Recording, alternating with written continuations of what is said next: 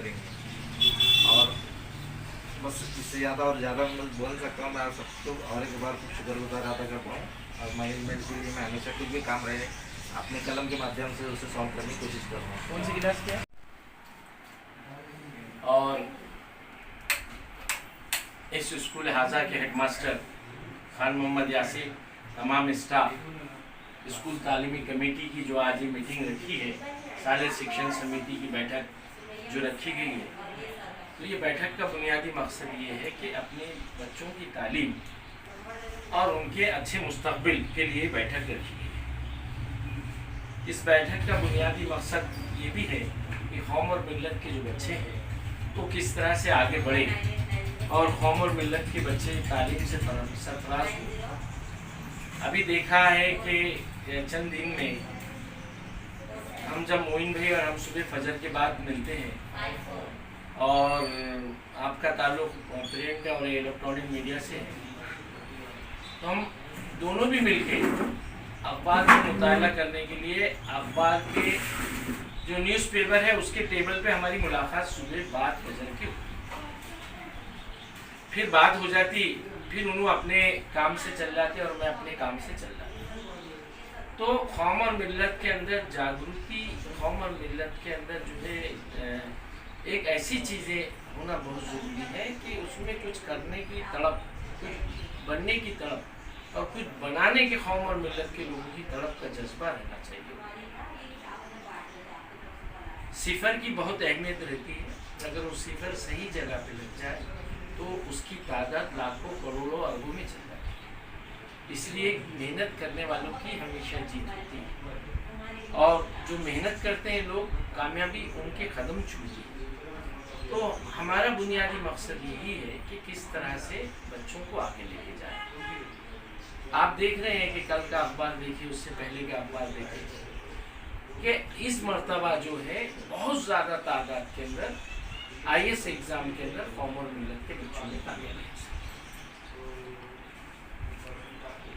ये यकीनन मेहनत का नतीजा अल्लाह ताला ने अल्लाह के फजल करम से उनके सरपरस्त, उनके उस्ताद मोहतरम और उनकी मेहनत का ही नतीजा है कि इस फ़र्क़ा वाला दौर में जहाँ पर हर जगह फिरौन जो है और जो है शैतान आके दीन और इस्लाम के मामले के अंदर जो है हर जगह एक शैतानियत का काम चल रहा है आलम इस्लाम के अंदर। पर अल्लाह के बंदे, अल्लाह ने जो बताया है हज़रत इस्माइल और हज़रत इब्राहीम के जो वाक़या है, जो ता क़यामत तक रहेगा कि ईमान वाला कंकर मारते जा रहा है, अल्लाह अकबर अल्लाह अकबर अल्लाह अकबर बन के आगे चले जा रहा है और कामयाबी उसके कदम चूम रही है। मराठवाड़ा की तारीख में और औरंगाबाद की तारीख में भी ये IAS जो है दर्ज हो गया इस मर्तबा की तारीख में। और तालीम से वाबस्ता ही एक महाजन जो थे, इंडिया अपने पास कई बार स्कूल में आके गए, उनका बच्चा भी IAS को लग गया।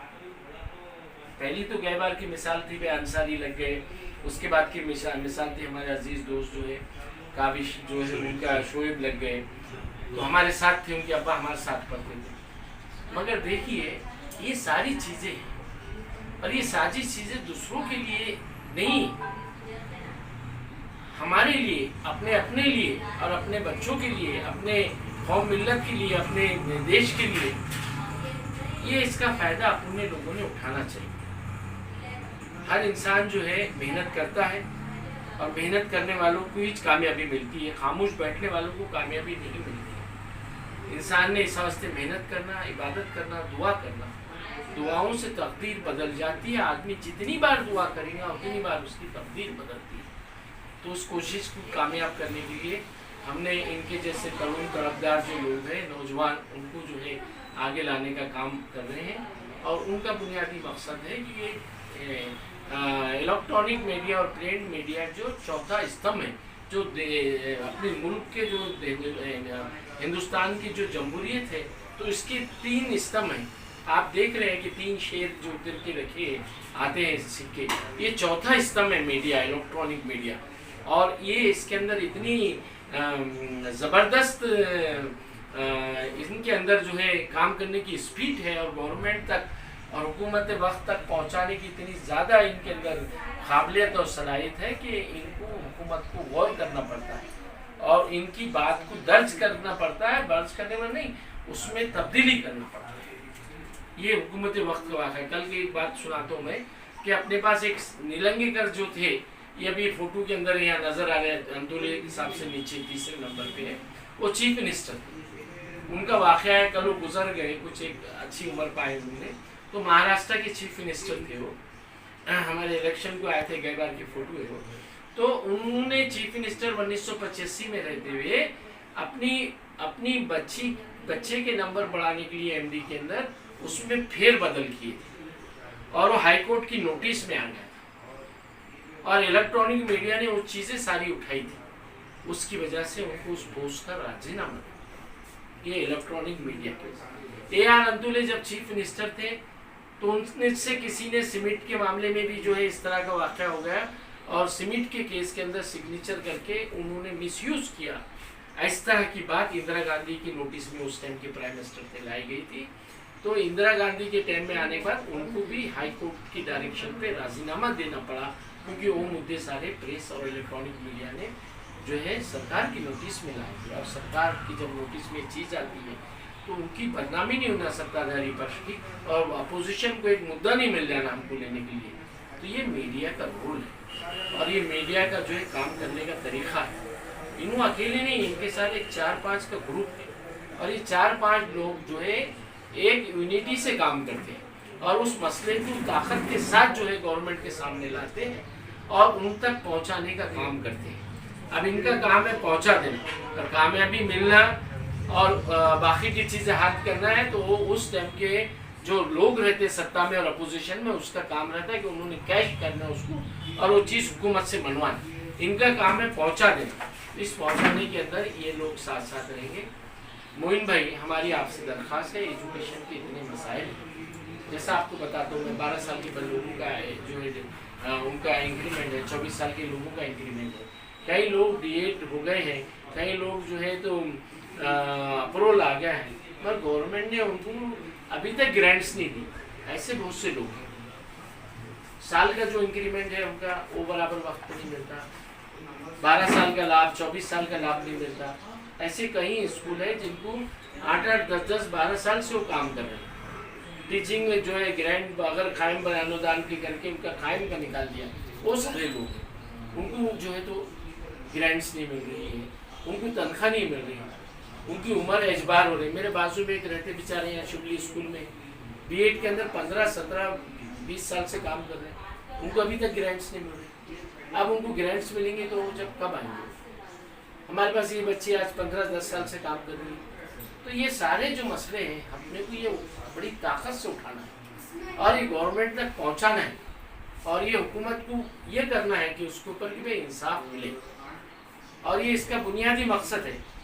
और कोई भी आंदोलन औरंगाबाद से शुरू होता है और अल्हम्दुलिल्लाह अल्लाह के फजल से जन जागरण समिति ने और अपने ग्रुप ने अल्लाह ने इतनी सलाहियत दिया कि वो इश्यूज़ को उठाते हैं। बाद में महाराष्ट्र लेवल के ऊपर इशू जाता है और उसमें बहुत से इशू हल हुए। नहीं अगर गवर्नमेंट से हल हुए तो बाद में हाई कोर्ट में गए और हाई कोर्ट से सुप्रीम कोर्ट में गए, वहाँ से मंजूर हो के लिए। तो अपन एजुकेशन के मसले यहाँ शुरुआत हो गई ऐसा समझ के चलिए। और एजुकेशन में जो है स्कॉलरशिप समय पे नहीं मिलती, एजुकेशन के अंदर तालीम का बेनिफिट्स नहीं मिलता, ग्रेजुएट लोगों को उसका जो है स्केल नहीं मिलता, और बहुत से टीचर्स ऐसे जो जगह खाली है उनके फ्रेश अपॉइंटमेंट नहीं है उनके, और जो लोग जो है हैंडीकैप है उनको जो है उसका फ़ायदा नहीं है, रिजर्वेशन के लोगों को उसका फ़ायदा नहीं है, और उसके बाद में जो सीनियर है उनको सीनियर का ग्रेड नहीं है, HM का प्रमोशंस नहीं, ग्रेड नहीं। ऐसे बहुत से मसाइल हैं महानगर पालिका, ज़िला परिषद में और खानगी स्कूलों। सही देखा जाए तो एजुकेशन की लीडरशिप जो जैसी होना चाहिए वो वैसी लीडरशिप जो है अब नहीं रही है। उसकी वजह ये है कि आपस में लोग तकसीम हो गए। इसलिए आप हम सब मिलके एजुकेशन के अच्छाई के लिए काम करेंगे। अपना काम है पहुंचा दे जहाँ तक पहुँचे, तो अपन कोशिश करेंगे और इंशाल्लाह कामयाबी मिलेंगी। आज जो है आप मोहसिन अहमद एजुकेशन सोसाइटी के आप एजुकेशन जो है सारे शिक्षण कमेटी के सदस्य बोल के आपकी नियुक्ति हुई है। मैं आपको मुबारकबाद देता हूँ और इंशाअल्लाह ताला अपन सब मिलकर एजुकेशन के लिए, अपने कौम के, अपने देश के बच्चों के अच्छे मुस्तकबिल के लिए जो चीज़ के कानून में गुंजाइश है वो सब करेंगे। और हमें उम्मीद है आपका ताउन इसमें बराबर रहेगा, इलेक्ट्रॉनिक मीडिया और प्रिंट मीडिया का। हम सब मिलके अच्छे अपने बच्चों के अच्छे मुस्तकबिल के लिए कोशिश करेंगे। ये कहते हुए मैं अपनी जगह लेता हूँ। अल्लाह हाफिज़, जय हिंद, जय।